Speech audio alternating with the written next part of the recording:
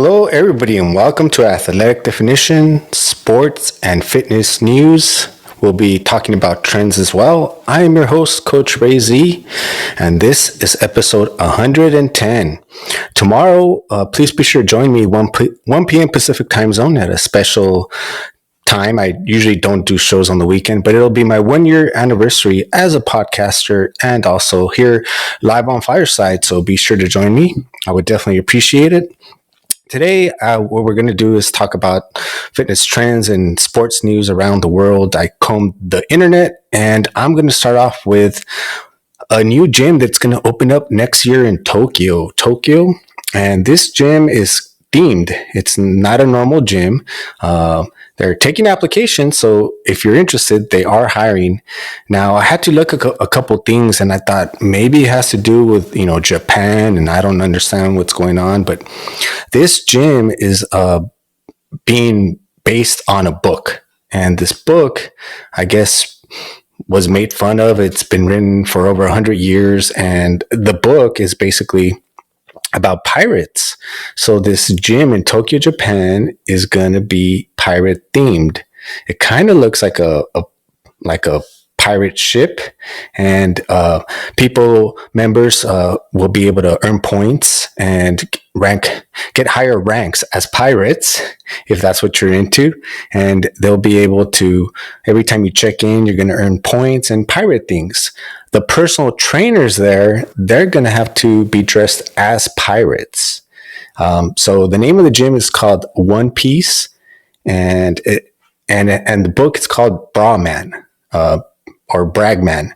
So it's called the One Piece Bragman Gym. If you want to look it up on the show notes, on the podcast and everything else, I'll go ahead and include articles to everything where I got all the information on the different news stories that I'll be bringing you. So if you are interested in becoming a personal trainer, maybe moving to Japan, or I'd also be fascinated to find out if anybody would like to work out with someone dressed as a pirate. To me, that's an interesting theme, especially for Japan. Pirate themes. I could just imagine me being a pirate personal trainer and going, all right, I'm going to get you sharp today. We're going to do some planking. And then hopefully all the clients will get hooked. So they'll come back. All right. I know those are all pretty horrible, but it's Friday, people. It's Friday. So this is the last pirate joke, I promise. What do you call a pirate who skips the gym? Captain Hooky. All right, well, they don't get any better than that. Moving on to the next story. I don't know if you guys have heard of a league. It's called FCF, which stands for Fan Controlled Football. I kind of heard about it, but basically I think Terrell Owens made a little bit of headlines. I'm not sure how long ago. He caught a touchdown and I saw it. I don't know. I don't really watch ESPN. So maybe I saw it on some sort of like ticker line or something. And I didn't really pay attention to what league. And then again, today they made news, but this time they made news is because they signed Michael Vick. That's right. Former NFL quarterback, Michael Vick, the one who was convicted for the dog fighting. He signed to FCF. And now Michael Vick will be playing his first game on May 28th. And that's interesting because this league, what it is, it's not like your typical football that you watch on TV. This one is kind of like arena football. So it's 50 yards and it's 7-on-7. But the difference is with technology now, the fans and I'm not sure how you do it through an app. I haven't watched it, but now that they're getting former NFL players, it sounds pretty interesting just with the technology that they're doing. They doubled in size. It was their first year last year. So basically, you as a fan, you get to select the plays that you want the offense to run, which makes it more interactive and you feel, I think, like more part of the team. So who knows, maybe in the future, the NFL will do something like that where I doubt it because there's so much on the line with the games, but it definitely sounds fun. It sounds like something that might catch on. Be interested to know if anybody watches it or if you will watch it now that you've heard of it. And I definitely will watch it, especially now that they got Michael Vick and Terrell Owens. I'll definitely check it out. So the next news story is I used to watch a show. It's been on for, geez, who knows how long, but it has that very cool dum dum. It's called Law and Order. I don't watch it anymore, but the guy, the main star, let me see if I could find him real quick. The main star, Christopher something. I guess, Christopher Melanie. I was reading an article in the New York Post, which I said I'll include in the show notes. He likes to work out naked. And I was wondering if anyone else likes to work out naked. He says he's 61 years old now. He likes to work out naked. Sometimes his wife will join him, although he prefers to work out alone. He says it's his gym and he does not black out the curtains. So it made me think like, I wonder if there's any really health benefits to working out naked, or if there's actually any sort of like benefit at all, period, working out naked. I wonder if a lot of people work out naked, if it's something maybe you'd like to do. I was thinking about it. I'm like, have I ever worked out naked? Have I ever worked out naked? And, even when I've had roommates, not roommates, I've lived on my own. And even when I lived on my own, I can't say I've ever worked out naked or even like contemplated it. So, he looks in great shape for 61. And then I start thinking, wait a minute, there is one time, it was called World Naked Hiking Day. And I went somewhere far off, deep in the forest, and I was with my friend, and we're like, well, let's just go for it. So we tried it, not for too long, but just to say, hey, I did it. So I guess you could technically say I have worked out naked. I did a little naked hiking deep in the forest somewhere where there was no Wi-Fi signal at all, so that my footage could never get out anywhere. So I'd like to know, you be sure to leave comments or send me messages, and maybe not those messages, but be sure to leave comments on YouTube, Spotify, Instagram. Sure would like to know. And then the next story that I saw is, I've never really heard of this girl before. Her name is Lauren Galindo, I think her name is. And back in November of 2020, she posted this trend that really all you need is a treadmill. Me personally, I hate the treadmill. I do not like working out on the treadmill. It's not my type of thing, but I guess she's a big influencer on TikTok. I checked her out really quick on Instagram. She even has that blue check mark, so I guess she must be pretty large. She almost has 1 million followers, but like I said, I've never heard of her. She came up with this. She says it really helps her, and she calls it the 12-3-30 treadmill workout. So if you go to TikTok, you might see that hashtag. And if you see that hashtag has been viewed 45.4 million times.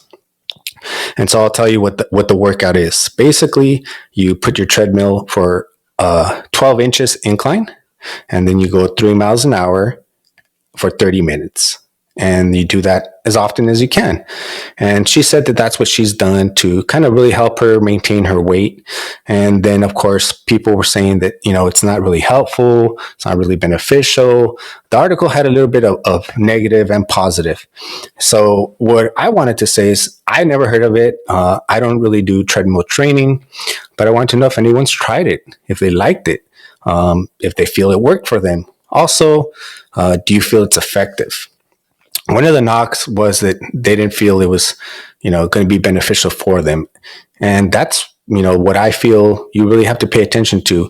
If you're training for something specifically, then maybe it wouldn't be beneficial. But if you're just having a hard time getting motivated, getting started, maybe you're a fan of hers and you're like, I kind of want to look like her. Anything that can kind of just get you started, is great. Let's see. I'm reading a message. I don't like treadmill training, but I have to do it in the wintertime.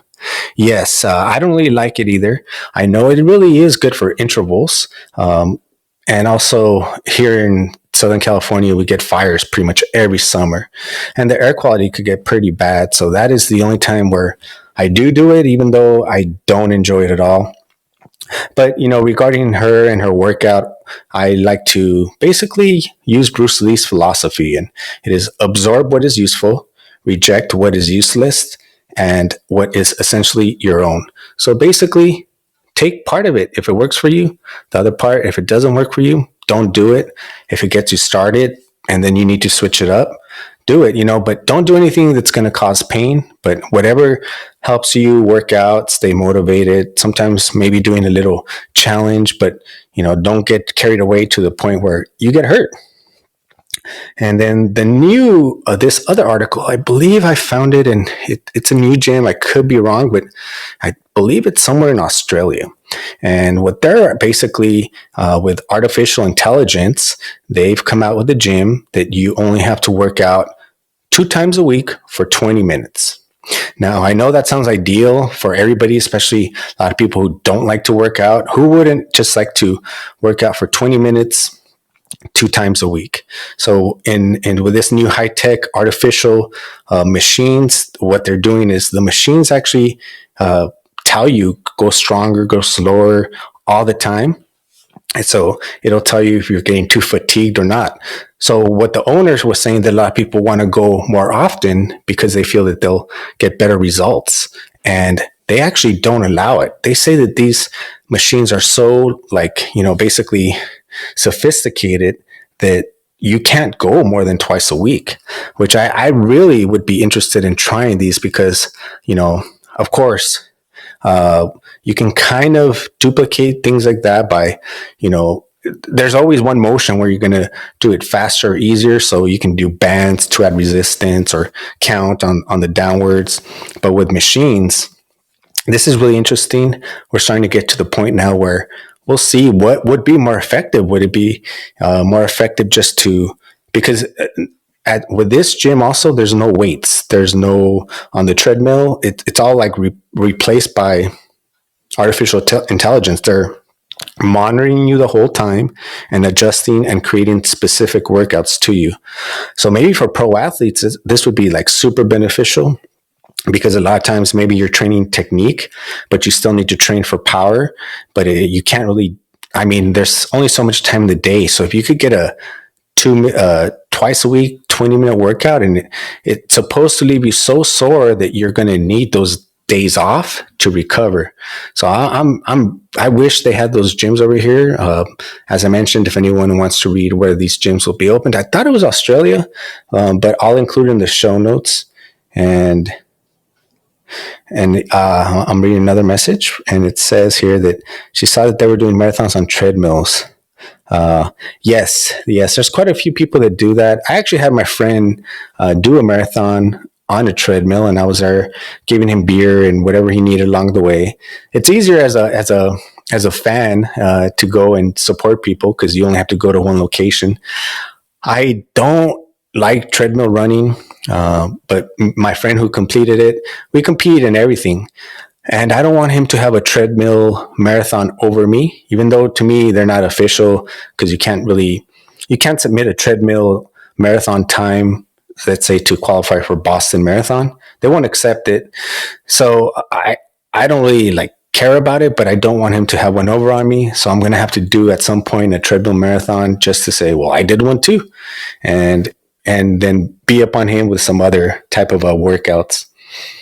So, I wonder if anybody would like to work out less. Maybe if you guys think that this will catch on, if you actually think that this is effective, would you consider working out with these intelligent machines?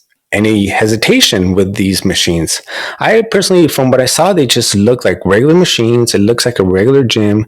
You still get a personal trainer, and the personal trainer is kind of more familiar with reading the screen. So they'll tell you kind of when to push, when to slow down. But at the same time, it's really the machine telling you when to do it. He's just more like the person reading and translating what the machine is saying. And then moving on to, let's see here. This is my last and final kind of odd story. This probably happened a couple weeks ago. So this UFC fighter came out in a post-interview fight on UFC after he won. It was a good fight. And then he comes out, he's being interviewed. His name's Bauman. And he goes, so this is exactly what he told the commentator after the fight. Last night I was tired. I was exhausted. I'm about to laugh this NFT that's going to change the fight game. I'm about to launch this NFT that's about to change the fight game. And I put in 30 all-nighters before the fight. I had herpes before the fight, 2 outbreaks in the span of 2 weeks, and I'm here healthy. Let's go. Whatever it is, doesn't matter. I'll fight.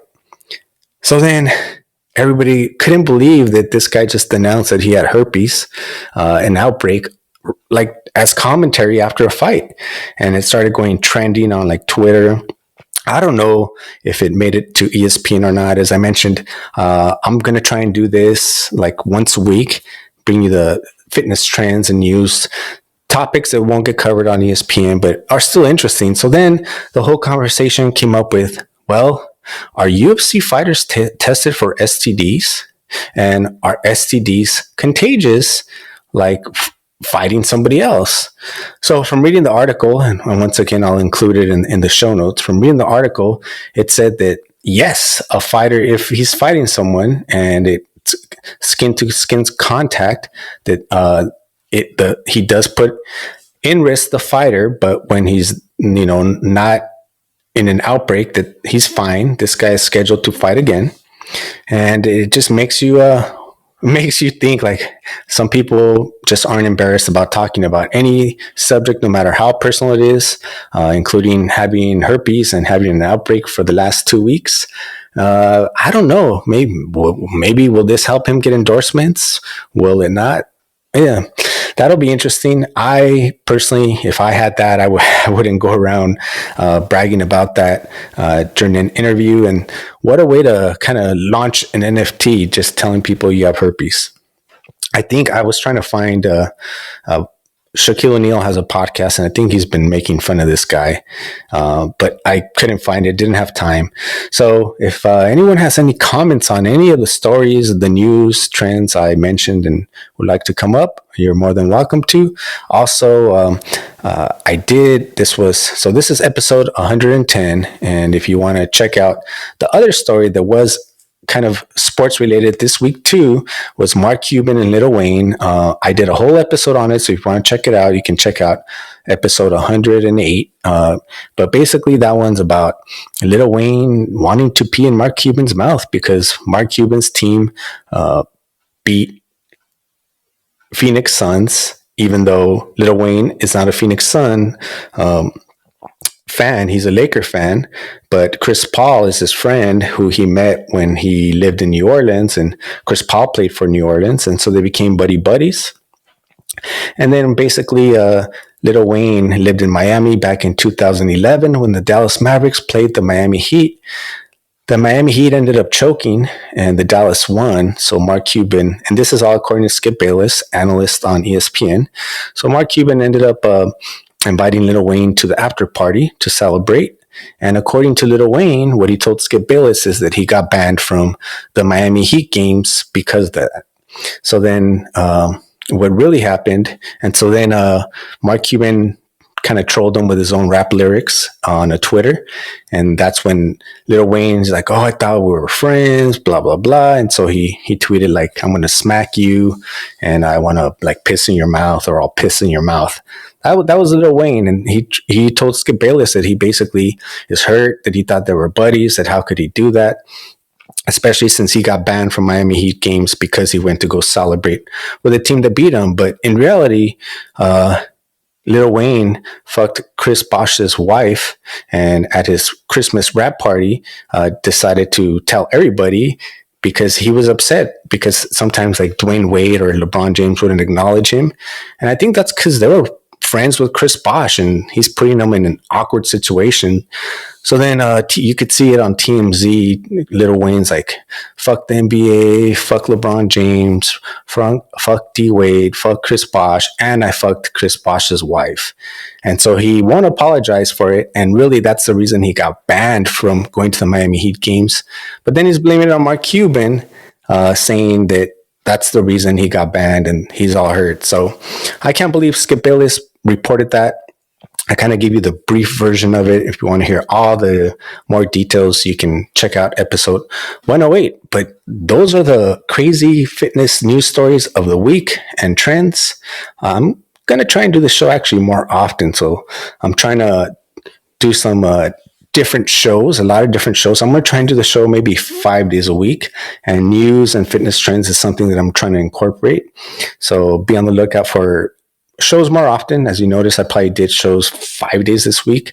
And tomorrow at 1 p.m. Pacific time zone, I will be having my 1 year anniversary here on Fireside and as a podcaster. So please be sure to join me. Tomorrow, it's kind of just going to be open. Anyone welcome to come up, say hello. We could talk sports, fitness, or anything really. It's just kind of like me celebrating this whole journey, which for me has been really a growth process. I've really enjoyed it, even though it could be nerve-wracking sometimes. As I mentioned, when I started on Fireside, it was only audio.